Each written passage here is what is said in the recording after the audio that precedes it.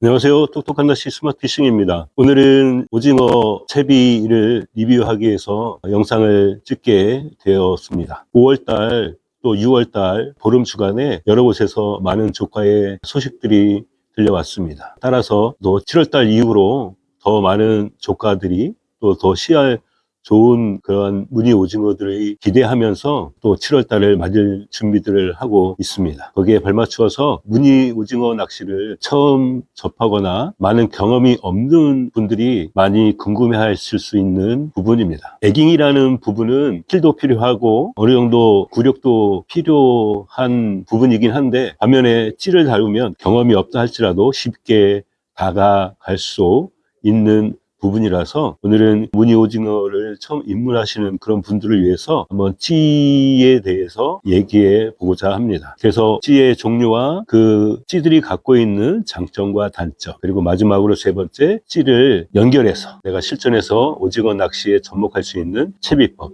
이렇게 세 가지를 다루어 보도록 하겠습니다. 자, 그러면 제 첫 번째로 찌의 종류에 대해서 알아보겠습니다. 앞에 보이신 것처럼 이렇게 세 가지의 찌를 사용하고 있습니다. 소개해드릴 찌는 바로 이 구멍찌입니다. 여기 보시면 1.5 플러스 3B라고 써 있고 함으로써 1, 2라고 써 있는 찌입니다. 일반 구멍찌는 이렇게 일반적으로 찌낚에서 사용하는 이런 찌와 우리가 오징어 사용하고 있는 이 1, 2라고 써 있는 이 두 가지 찌가 확연하게 차이가 있습니다. 왼쪽이 이소피싱에서 쓰는 찌고요, 이쪽이 우리가 오징어 낚시에서 찌를 쓰는 그 찌입니다. 크기도 다르고 무게감도 다릅니다. 두 번째로 바로 이 고리형 찌입니다. 보면 5호이고요.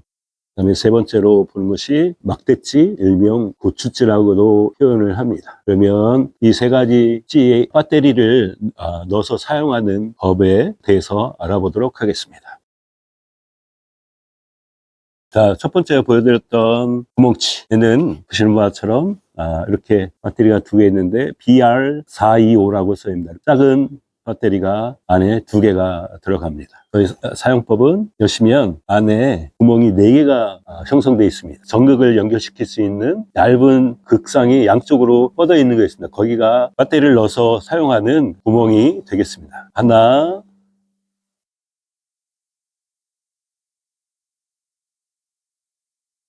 두 개 읽히면 이렇게 불이 들어옵니다.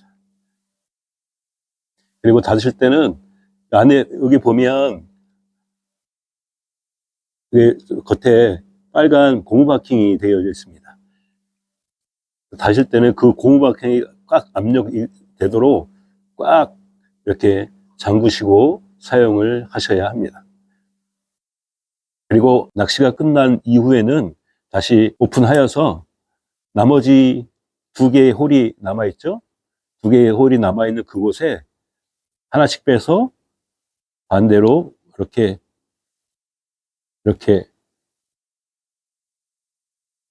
뽑으시고 다시 닫으셔서 보관하시면 됩니다. 두 번째로 고리형 찌의 사용법에 대해서 알아보도록 하겠습니다. 여기에는 배터리뿐만 아니고 전자형 케미가 들어갑니다. 여기에는 이렇게 주황색과 연두색 두 가지 색깔이 있는데 빨간색이 시인성이 가장 좋아서 선호해서 사용을 합니다. 이것은 사용할 때는 마찬가지로 여기에는 이렇게 생긴 두 개의 케미와 두 개의 배터리가 이렇게 혼합해서 일체형으로 판매되어지고 있습니다. 그리고 별도로 케미는 남아있는데 배터리가 부족하다 하면 이 배터리만 또 별도로 이렇게 준비되어 있습니다. 이것은 BR435라고 이렇게 표기가 되어 있습니다. 425와 435가 명확하게 길이 차이가 납니다. 425가 짧고 435가 깁니다. 그래서 고정형 찌, 다시 말하면 이 케미를, 전자 케미를 사용하는 찌에는 425 짧은 배터리보다 이 435 긴 배터리를 사용하는 것이 채비의 손실을 줄일 수가 있습니다. 그래서 처음부터 무리한 힘을 주지 마시고 살살 맞춰서 이렇게 돌리다 보면 가운데가 맞아서 이렇게 불이 들어옵니다. 그리고 나서 집어넣으시고, 일반 보통 분들이 이 노란색 있는 부분, 요까지만 이렇게 집어넣습니다. 이렇게 되다 보면 캐스팅이 반복되어지면 원심력 때문에 이것이 조금씩 빠져갖고 결국에는 어느 순간에 빠져서 분실되어지는 그런 일들이 비일비재하게 발생합니다. 그래서 이 노란색 부분에서 넣었으면 한 번 더 힘을 줘서 쑥 들어가서 이 케미의 밑부분이 가을동 말동한 요 정도까지 쑥 밀어넣어야 캐스팅을 해도 원심력 때문에 이것이 빠지지가 않습니다.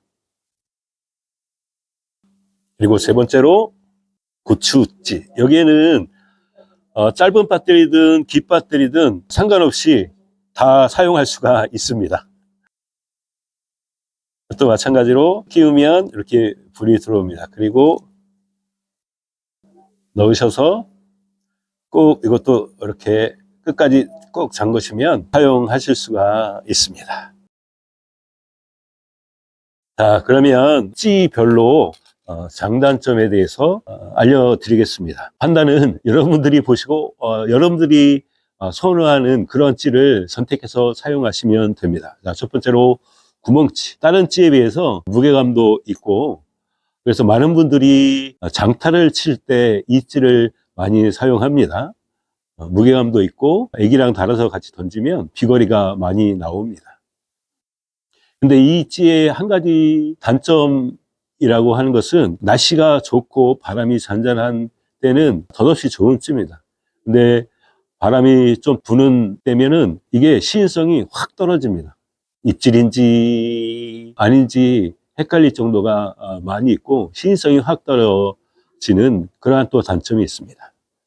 그리고 두 번째로는 이 고정형 찌입니다. 저도 이 찌를 많이 선호해서 사용을 합니다. 구멍찌에 비해서는 비거리는 적게 나오지만 케미를 꽂았을 때 수면에서 떠 있는 그런 부분이 이만큼 차이가 있기 때문에 바람이 좀 불어도 시인성이 떨어지지 않습니다. 아주 시인성이 끝까지 남아있는 찌입니다. 그래서 저는 찌를 사용할 때는 이 찌를 많이 선호합니다.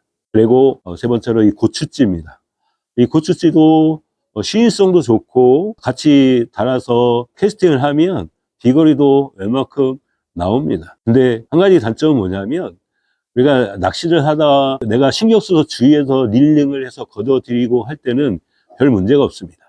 근데 나도 모르는 사이에 방심하다가 막 릴링을 급하게 걷어들이다 보면 어느 순간에 여 같은 데 부딪히고 또 마지막 갯바위 위에서 할 때 마지막 드는 그 순간에 바위 같은 데에 부딪혀 갖고 어느 한순간 요 부분이 깨져 갖고 이 안으로 물이 들어가서 더 이상 사용할 수 없는 그러한 경험을 많이 해봤습니다. 이 구멍찌나 고추찌의 단점이 바로 그것입니다.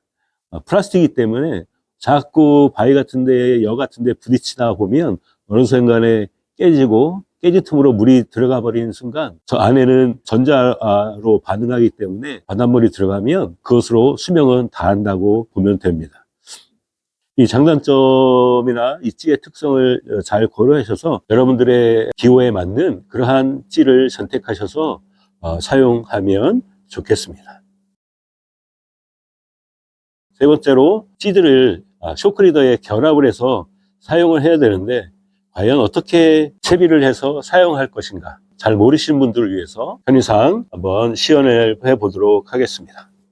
편의상 제가 좀 두꺼운 줄을 큰 그런 소품들을 사용해 볼 것입니다. 첫 번째로 요즘은 면사매듭 그런 것들이 나와서 멈춤 고무 대용으로 많이 사용하는데 저는 초보자분들에게는 이 면사매듭보다는 멈춤 고무를 사용하는 것을 권장하고 있습니다. 쭉 당기시면 안으로 들어오고요. 멈춤 고무를 껴주시고 그 다음에 그 위에다가 큰 비드를 하나 껴줍니다. 이것을 껴주는 이유는 이 찌의 구멍이 멈춤 고무보다 크기 때문에 이걸 안 하면 통과해 버려서 수심을 잴 수가 없습니다. 그래서 이런 식으로 멈춤 고무에 걸리게끔 하나를 달아주고요. 여기 보시면 이러한 소품들이 있습니다. 이게 이소피싱 찌낚에서 쓰는 그러한 소품인데요. 이거를 오징어 낚시에 접목을 해서 사용하고 있습니다. 그래서 이것을 이렇게 세 개의 부분으로 나눠져 있습니다. 그래서 제일 먼저 이 접시 모양 부분을 안쪽에서 바깥쪽으로 끼시고, 그다음에 위에서 마찬가지로 안쪽으로 이렇게 끼워둡니다. 그리고 여기에 팔자 도래, 팔자 수입배를 체결을 합니다. 그다음에 여기서 한 번 더 작업이 되는데요. 그 밑에다가 다시금 한 20cm 정도 되는 길이의 목줄을 한 번 더 연결을 합니다.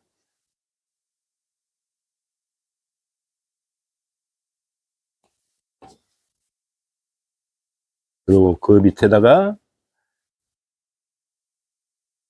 애기를 탈부착시키는 도래를 하나 더 달아줍니다.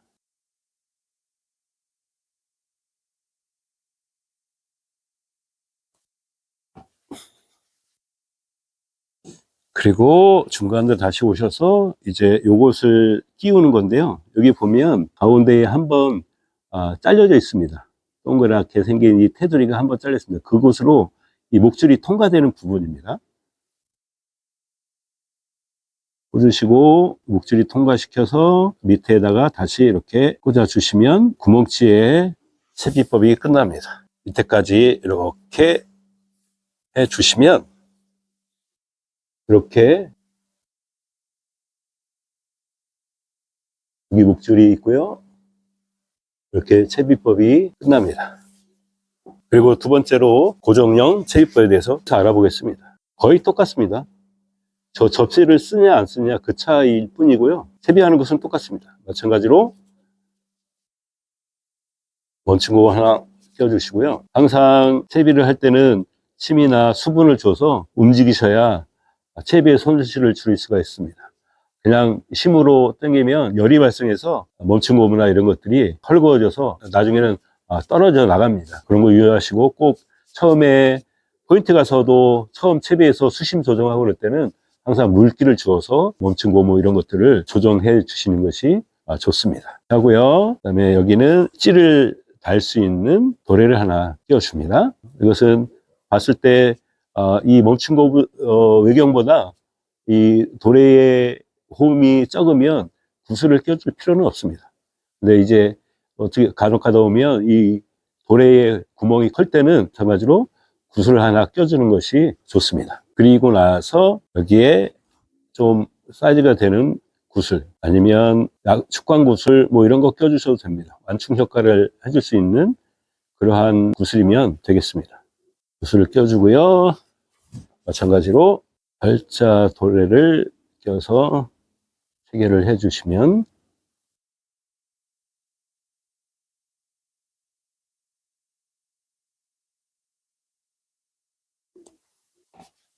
되고요.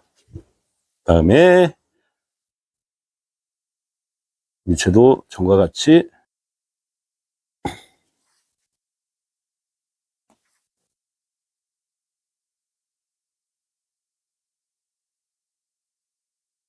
애기를 탈부착할 수 있는 도래를 달아줘서 이렇게 체결을 해줍니다. 그래서 이곳에 이 다른 고리에다가 이 고리형 찌를 이렇게 걸어서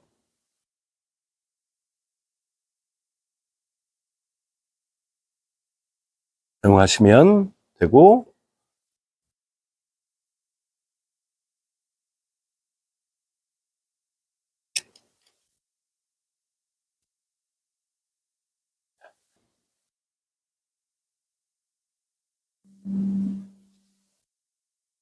이렇게 고리형치의 찌 채비가 완성이 되어집니다. 고추찌는 찌와 사용 방법이 똑같습니다. 그래서 이거 떼고 여기에 이것을 이렇게 바꿔서 달면 되기 때문에 이것은 굳이 또 채비를 하지 않도록 하겠습니다. 그전에는 이 찌를 하면서 채비를 어떻게 했냐 하면 구멍찌 같은 경우에는 바로 이렇게 찌가 달자마자 바로 애기를 끼우는 도래를 끼우고 이렇게 채비를 했습니다. 고리형 찌도 마찬가지로 그전에는 이런 스타일로 사용을 했습니다. 무게 중심이 뒤쪽에 있기 때문에 캐스팅은 좀 더 멀리 나가는데 이 채비의 단점이 뭐냐면 캐스팅하고 나서 얘가 수면 위에 이렇게 떨어지면서 한때 모였기 때문에 애기하고 이 찌랑 이렇게 엉켜갖고 걸리는 빈도수가 상당히 높았어요. 만약의 경우에 내가 캐스팅했는데 이렇게 걸려갖고 5분 동안 10분 동안 그냥 하염없이 기다리고 있었다라고 생각해 보시면 아마 오징어의 조가에 큰 차이가 있을 거라 생각이 되어집니다.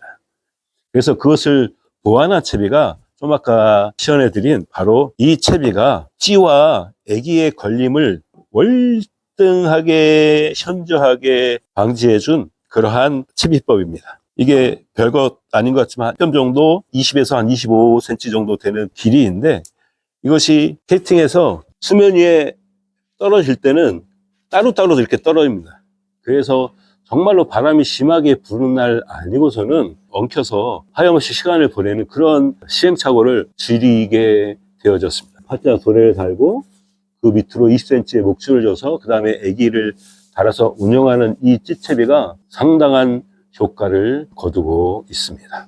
그래서 오늘은 이렇게 초보자분들을 위해서 무늬오징어 낚시 입문을 앞둔 분들을 위해서 찌의 종류와 또 찌를 선택하는 방법과 또 이렇게 찌를 달아서 채비를 완성하는 것을 3가지를 달아보았습니다. 여러분 낚시 스타일에 맞는 찌를 선택하시고 목줄의 길이를 50cm, 60cm까지 하시는 분도 있어요. 근데 그것은 익으신 분들이고 낚시 처음 하시는 분들은 한 뼘 정도 그러한 목줄을 반드시 주는 것이 조가를 올리는데 큰 도움을 줄 수가 있다는 것을 명심하시고 이제 7월 달 접어들면 곧 또 한 달 시즌이 시작되어집니다.